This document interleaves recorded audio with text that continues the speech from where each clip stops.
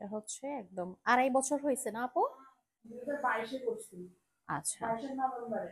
23-24 এখন 25 চলছে। আপুর ফ্রেন্ড যে কিছুদিন আগে করে গেছে, আর ওনার আরেকজন আসবে, আর একটা আপু করে গেছিল না, ওই আপুটা আসবে, ওই আপুটাও হয়ে গেছে। সবাই যে বলে যে রিবন্ডিং করলে মানে নিচের না ওরা পোর্শনটা অনেক ফেটে ভালোই যায়। করছে আপু, খারাপ বলেনি। এটা তো আমি সেকেন্ড টাইম আসতাম না।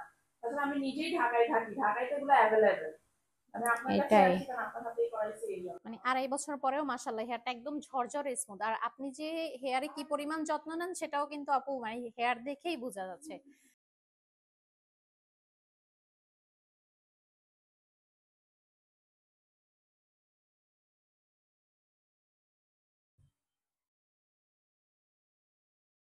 এটাতে কোনো ধরনের কোনো ইফেক্ট পড়বে না, যার জন্য ভবিষ্যতে ভেঙেও পড়বে না অথবা কোনো প্রবলেমও হবে না।